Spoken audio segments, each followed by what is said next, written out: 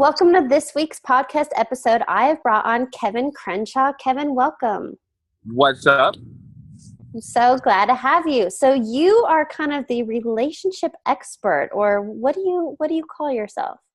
I'm the heart guy, so I deal with anything about heart-centric things, right? So relationships, dating, getting out of your head into your heart, that whole bit.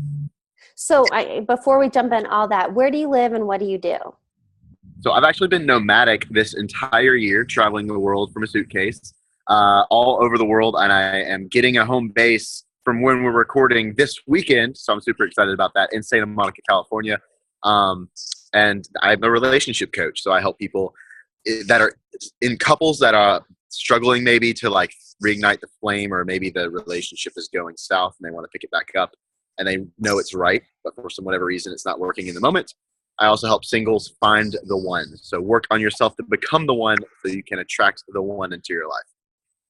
This is going to be one of my most favorite episodes, I'm sure. Yes. I have to ask, why Santa Monica? I love the beach, and I want to say, I've been asked a lot, like, would you want to live in the mountains or would you want to live in the beach? And I'm like, well, why not both? And there's both around here in LA. And so there's that. Also the vibes. It's a lot of entrepreneurial and tons of opportunity. People are very open here. So there's a space for what I do. And I just got really clear. I wasn't planning on settling, quote unquote, anytime soon. But I just got really clear on what I wanted to do in my career this year and kind of the direction I want to take it. So I was like, you know what? It's time to put my head down and really build it. And so that's why I'm getting a home base. So what happened, or what brought you to becoming the heart guy?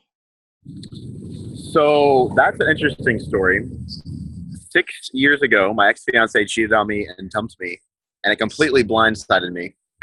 And from that point, after trying to take my own life, and it was a failed attempt, I got absolutely obsessed with relationships and love and why people aren't getting the love that they want and desire.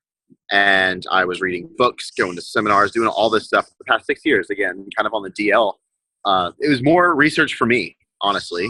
And it wasn't until beginning of this year that when I realized I didn't want to do fitness anymore as a career, I was like, okay, well, what's up next? And I was like, duh, I already talk about like the relationship stuff every day with my friends. Why don't I just do this and go all in? I've been studying it for 6 years, so here we are. Yeah, no, I think that's awesome. And something we spoke about previously, I'm sure that was a tough time, and being cheated on never feels good, but you found the silver lining. And I'm sure in hindsight, you can now see that you had to go through that shit, turmoil, rock bottom to catapult you to where you are today. Well, here's the thing is, especially when dealing with breakups, if people have held on to an ex for a really long time and you're kind of just in the deep emotions, you are holding on to the past. And number one, I changed to believe that love is abundant. Instead of she's the one, I was like, well, that didn't work out. So I didn't try to understand it. I just accepted it. And I was like, okay, I guess she's not right for me. And then I got really clear on what I wanted. And I was like, oh, she's not right for me. Because I don't want somebody who's going to, cheat on me, all this other stuff. So I was like, well, she just showed me her character. Okay, I don't want that. Anyway, and I learned the lesson about myself. I was like, okay, well, she cheated on me because I wasn't being there for her in some way. And so she sought it out in another man. So I was like, well, I'm going to learn to be that for, all of my future relationships. Haven't gotten cheated on since. It happened 2 other times after that. I finally learned the lesson. But, ever since then, I took ownership for some things and I learned the lesson in it. And so for those of you that are maybe stuck up on an ex, and here's how you know if you're over it, by the way. If you can see their face, meet the person, or hear their name, and it cringes you, you're still hung up on them. If there's emotional blocking in your body and you feel tension and tightness in your body when that name or that face is put in front of you, there's still forgiveness to be had, and there's still lessons that need to be learned. And forgiveness is a huge piece, and that's a huge thing I work on with my clients. And it's like, forgiveness is not saying that what they did or didn't do is okay. Forgiveness is letting go of trying to change the past from your end. I think somebody said it was it's like drinking poison, thinking that the other person is going to suffer. Yeah. Or Buddha says something similar, holding a hot coal, thinking the other person's going to get burned. Yeah, yeah, exactly. So it's just kind of like accept for what happened and forgive, let go for your own sake. And even if there's no closure there, I've had exes where there wasn't closure. I had to do that on my own without them. And it is what it is. You just touched on, seriously, I had to take some notes, but so many things. And the first thing you touched on that I love is you don't have to understand it, accept it. Because I know for me, I get stuck in the why. Why didn't that work out? And I've been told actually by my own coach. It's a good question. Get the hold yourself accountable. It's like work. Well, yeah, but don't get hung up on it and go, why aren't they the one? I thought they were the one. And it's, one of my friends that had severe anxiety, how she got over it was by accepting, oh, I'm having an anxiety attack right now. I'm having a panic attack right now. And then guess what? It went away. Yeah. Versus a panic attack. I'm not supposed to be having a panic attack. I got to pop these pills. I got to do this thing. I got to figure out why I keep having this and fighting it instead of just accepting it. When the craziest thing is when she accepted it, it went away. Which is huge. Yeah. And the same thing is true with relationships. Yeah. Whatever you resist persists. So those people that are sitting there in single land, hating and feeling the lack, you're resisting a relationship or meeting someone. So you're going to continue being single. Yes. So can you give some examples, the coaching that you do in relationships, whether it's a married couple or somebody trying to find their person, give some examples of their stories or what they've overcome, or that it all relates to their mindset. Well, at the end of the day, whether you're single or you're in a relationship, if you want to build a relationship that is loyal, that's trustworthy, that's sexy, that's juicy, that's fun, where you can really be yourself, it really comes down to being yourself, number one, ironically. If you've ever been in a situation where you like somebody and they don't like you back, and then everybody that you don't like likes you, the reason that happens is because when you're around that other person, you're playing it cool because you want them to like you. But if they do, they're not going to like you because they're liking you that's not fully you. See what I mean? Yeah. I understand because it's like, holy shit, they're out of my league, whatever it is. But if you relax and be yourself, bingo, that's sexy. That's what those other people see that you aren't putting up a front in front of. Damn, nailed that on the head. So number one, there's that.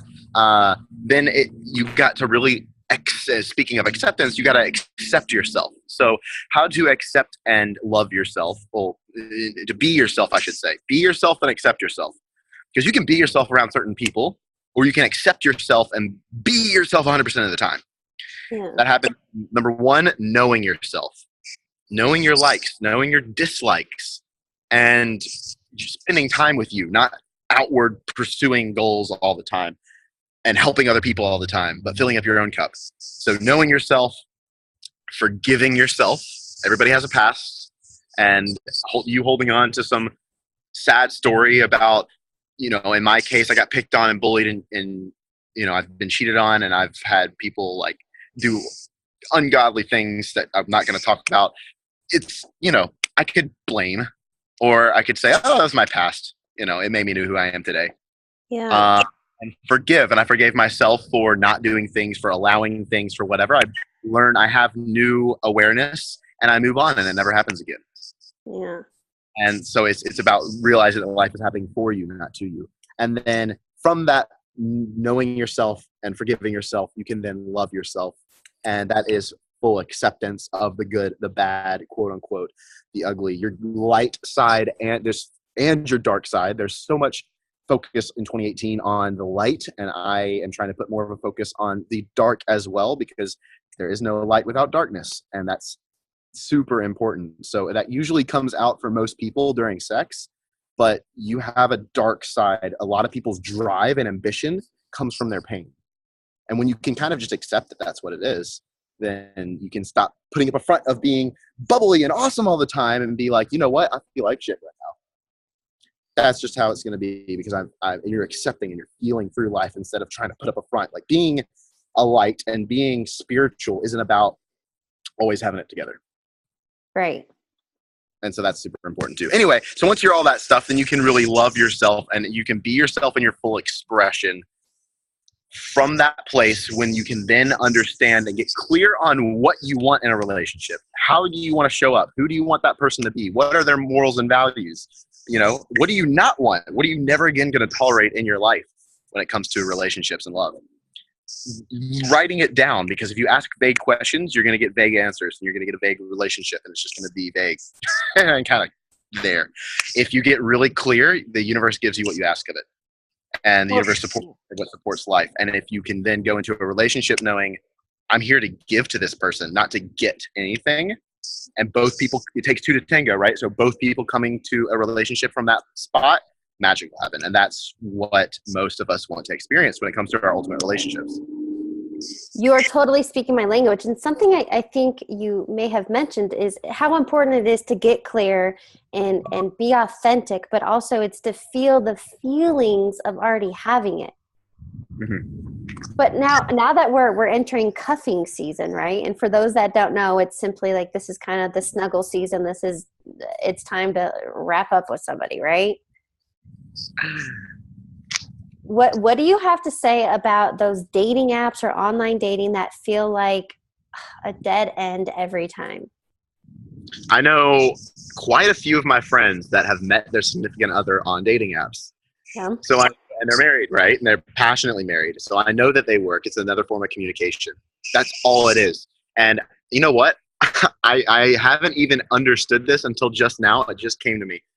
If you're having a negative experience in dating apps, and I'm not talking about attracting like, you know, people that just want to hook up or whatever, because that's sadly everywhere. So the more you that you become, the more attractive you become to everybody.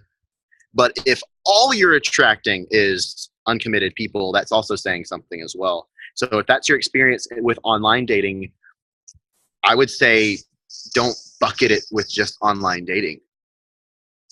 That could also be your experience with in-person dating and who you're attracting around you. Just be aware. I'm not saying that it's a definite, yes that or no, but if you have been having, and something, you know what, I don't do dating apps simply because I like to meet people in person. That's how the preferred way of doing it. And I'm not like in a rush to find somebody in my life. So I'm just going to trust that it's going to happen when it's going to happen. And I'm going to work on me and being the one so I can attract the one. I'm focusing on being the right person now. Again, I think you were going to touch on it, but with the dating apps, if people have the story that it's always dead ends, people always ghost, I get stood up. What were you hinting at? Maybe were they not committed in other areas of their life? What were you going with that? People say that relationships are a mirror, and I'm a huge believer in that. But it's not black and white. What I mean by that is, if you keep getting ghosted, that doesn't mean that you ghost people, right? But if you keep getting ghosted and it's a pattern, and that's what you need to pay attention to is the patterns, not the one-time things. Yeah.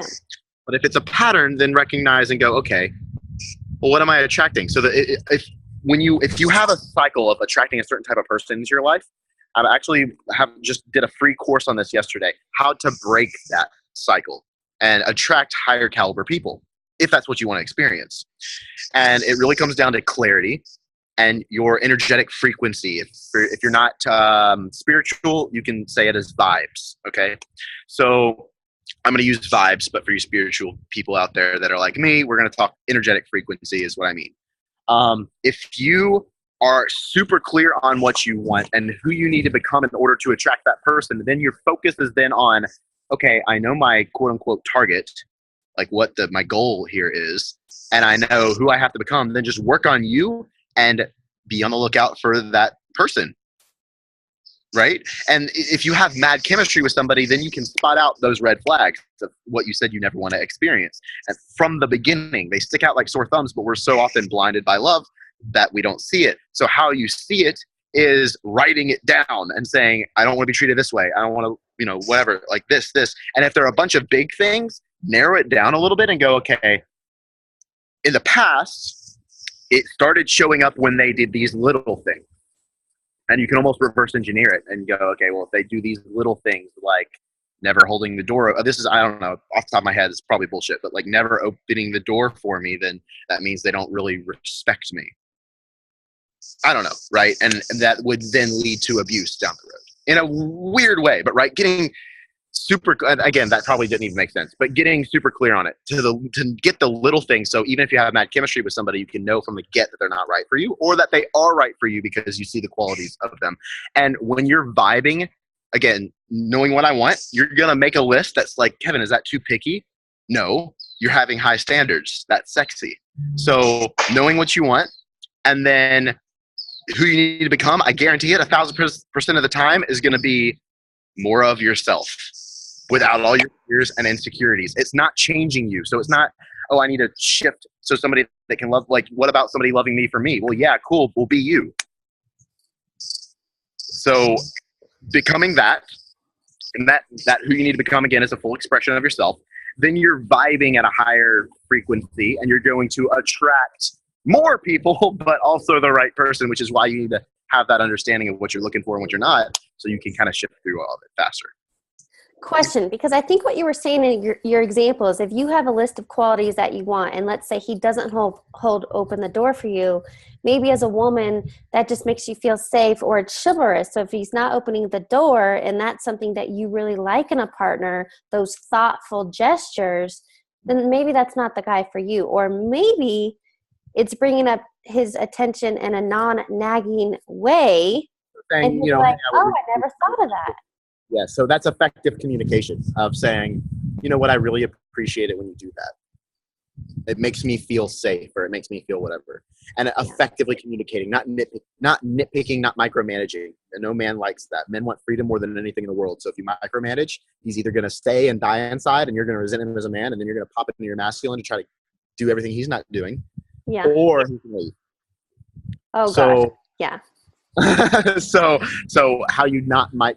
So the women out there, how you not micromanage is by appreciating what is, number one, verbally, not stroking his ego. Like, I really appreciate you doing this thing, that thing. I appreciate this about your character and you as a person. And because a man is going to stay where he feels like he's more of a man. And if you create that space for him to be his piece, he's going to show up as more of a man for you in ways you never thought possible. And he's going to want to. Here's the thing. Guys want to treat somebody like a queen, but you have to give us the opportunity and the space to. A lot of times you ladies that are especially go-getters are really in your masculine, and got to learn that. Don't turn it off, but learn balance on when to be in your masculine, when to be in your feminine. If you're masculine and get shit done, you're a go-getter, and you want a masculine man, he's never going to ask you out unless you're feminine in the moment. Right? So, okay, I'm not working right now. I can flow. And for some of you guys, experiencing what that even is again, because it's recognizing your core energy, and you can identify masculine and feminine, which one you are. And by the way, I mean the real masculine and real feminine, not the societal feminine of like stand back and do nothing, and the societal masculine of like abuse and power. Yeah. Not at all. Okay. So for those of you guys, make sure you have that awareness. But who are you when you have no stress and you're by yourself for 24 hours? That's your core energy. Or who were you when you were 5? Right? Were you like that? That is how you can kind of identify who you are underneath all of the history of your past. Well, you've brought up a really important point as well about communication. And what I've realized through personal experience in dating, people tell you exactly who they are. And so if they're sharing with you exactly who they are, as an example, a guy I dated recently told me on our first date, and I should have been like, okay, and realized that he wasn't for me. He told me on his first date, he had a lot of walls up. He had been burned in the past. And I just feel like, I mean, that's your story if you want to hold on to that. But the point is, I shouldn't be there trying to change him, trying to take his wall down and make him feel secure. And that's not my guy. Right. You don't want to hear, love isn't a game, it's an experience. Oh. So don't if somebody's playing games and they have walls and they're like, okay, well, I need you to tear my walls down for me. Fuck that. It's not your job. I say that because I've lived it and tried to do it for 9 months. Yeah. So, it's love is two self-loving and independent people coming together and choosing to be with each other because they want to get visual. And when somebody says, I love you, this goes across the board, by the way. When somebody says to you, I love you, the interpretation of that is I love how I feel about myself when I'm around you. You make them feel good about who they are. Because love is a place to give, not to get.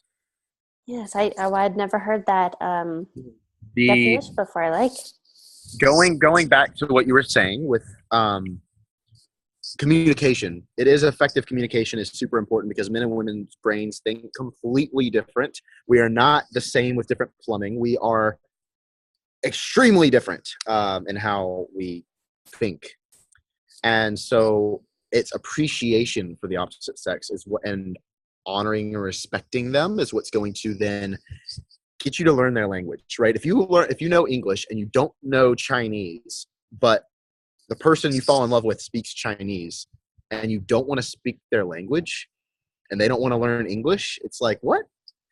So that's literally how I see it. And recognizing that men are single focused and that we are fixers and we like to fix things. We solve problems. That's what men do. And women have what's called diffused awareness, meaning you can focus on a million things at once, and you are feelers, meaning that's your driving forces, your emotions in most everything.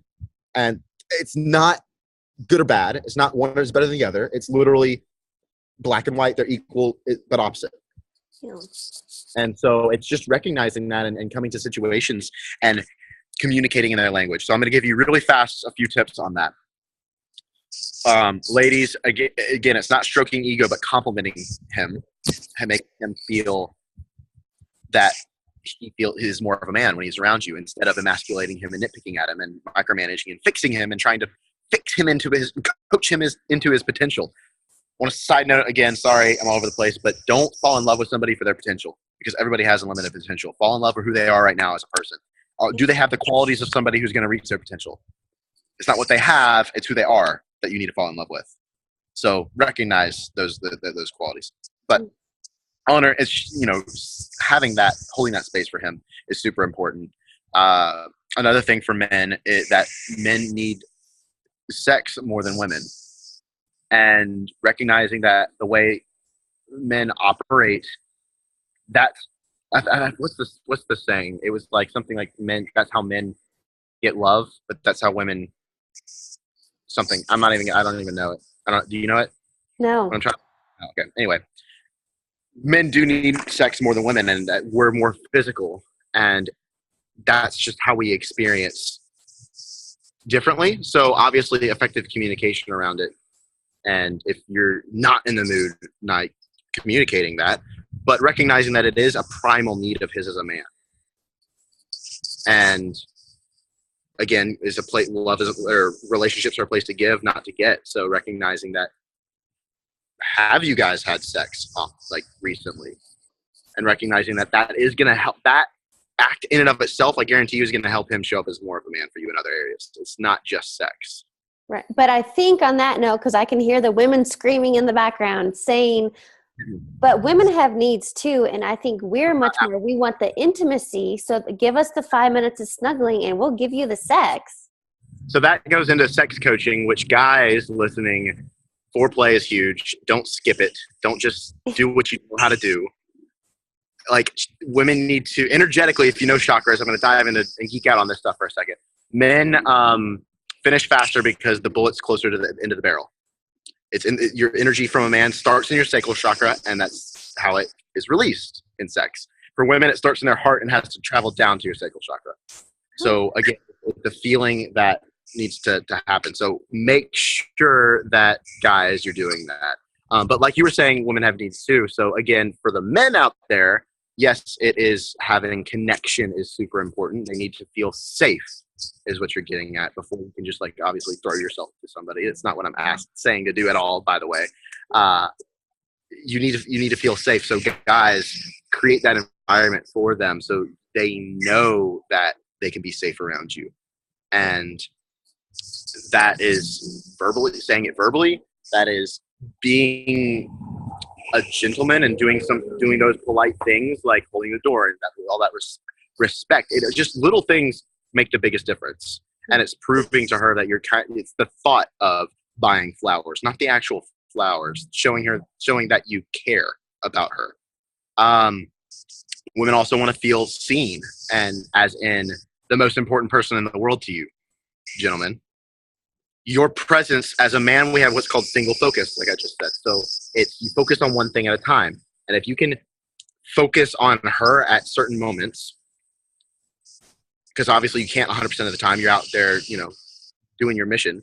But when you're with her, fully being there for her and listening to her, not trying to figure out what's the point or what's the problem if she's venting to you. But women sometimes vent because they want to experience.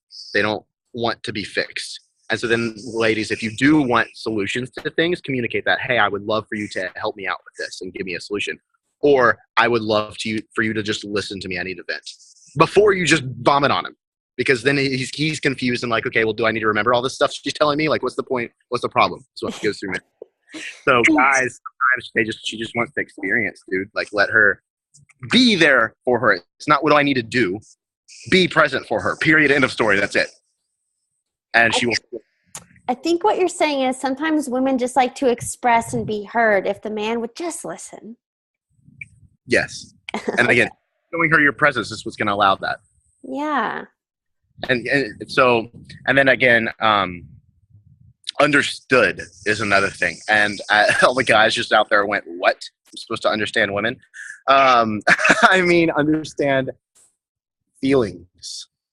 Be in tune with your own feelings, gentlemen, so that you can be in tune with hers. If she's feeling a certain way, understand there, and again, have that presence. And I think I'm trying to get to the word, just appreciate where she's at, so you can then meet her there. And what can I do for you? How can I help? And realizing that it's a partnership.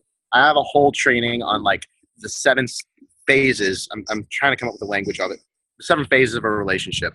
And one of those is heavy on effective communication and coming up with the truth of your own clarity, but then recognizing that, wait, we're on the same team. So when you have an argument or something happens, it's never there's never an ill intent, and you can get past it faster when you can both go take ownership and go, okay, we had a little disagreement here. You're hurt. That wasn't my intention. I'm hurt. I know you didn't intend to do that. Okay, how can we prevent this in the future? I'm sorry for having you feel this way. And you can move on maturely versus you need to change, you need to fix this. No, you need to do this. And then barking at each other. It's, again, ownership and communicating intention. So when I'm going to give you a little insight into that 7 steps. Number 2 is kind of like the butterfly, or the 3, is like the butterfly stage or the honeymoon stage where everything's great and dandy. And that's where people think love is going to solve all their problems. It just makes your problems go away for a second and they come back later. But if you, during that time, write it off like love is magical and love is just magic and everything's great, it's going to be a good experience, but it's going to set you up for failure in the long run. If you see that as an opportunity to, in that peak state and in that heightened experience, deeper connect in trust and truth, you can for the guys out there, put a foundation for the relationship. Meaning, when things are absolutely incredible, hey, babe, can I tell you something? I'm scared that you're going to leave me for another guy. This happened to me in my past. I know it's bullshit, but like, I want to say this. Yeah. This is what's, you make all this money and I don't, or you're fit and I'm not, whatever it is. But saying that stuff from the beginning is setting the solid foundation for the rest of the relationship. And beginning as in that heightened place. And love is not just magic, it's magic that you can create. And again, realizing that is super important. Kevin, I feel like, I know we could talk about this stuff for hours, but for time's sake, I kind of want to wrap this up and ask you some rapid fire questions, which means just first thought that comes to mind, go with it. Cool. All right. What is something you would love to do or bring back the old-fashioned way? Dancing.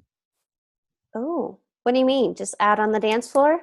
Uh, yeah, I mean, grinding's fun, but like fucking dance. Learn how to dance.